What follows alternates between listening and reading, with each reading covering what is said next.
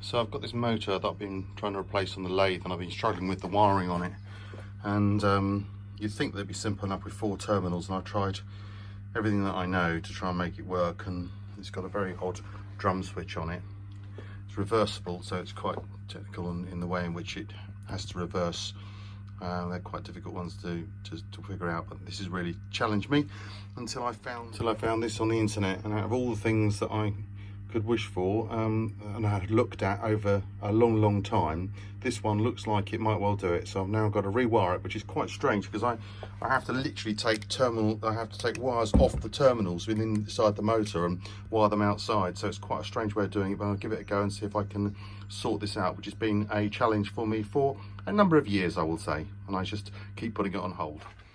Right, so a bit of temporary wiring here to get things going. So let's see what happens when I fire her up. So power on and in forwards. Hey, we got motion, that's good news. First bit done, let's try reverse. Let the motor stop first. Going that way round, comes to a stop. Cue her switch, just gonna shut that over. Again, that's down to reverse now. Here we go, powering up one more time, and sure enough, that's it. I have got there after actually many years. I won't tell you how many years, it's been a lot. I started this project back in 14, and now I have it all running, so I can now fit it back in the lathe and we have a success. Okay, so just to finish off, I thought I'd run through what I've got and what I've done.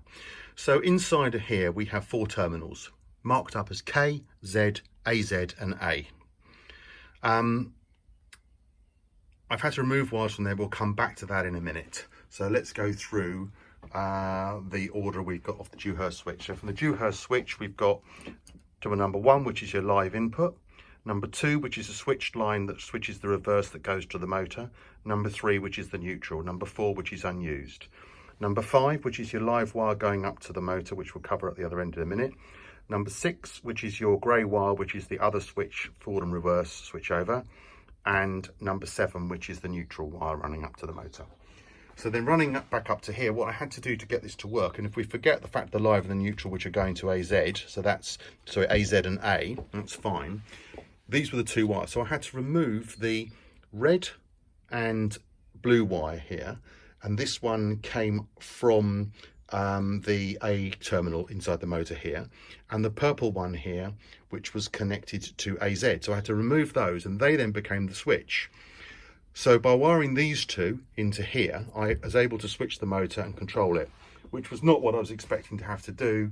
Not use these terminals up here, but I'm not an electrical engineer. I'm just a keen amateur, but I have managed to sort it out, and I now have it all operational.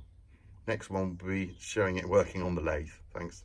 With the wiring concluded, remounting the motor, got some new bolts to put on that, just making sure the pulley's on the right way around. Got to put the outer casing on, which has to go on before the pulleys are tightened up, just get the tensions and positioning right, but all starting to come together and look good. Well, it's been a spectacularly long repair project, but as you will see from what's happening there, we have success. I have it all completely up and running.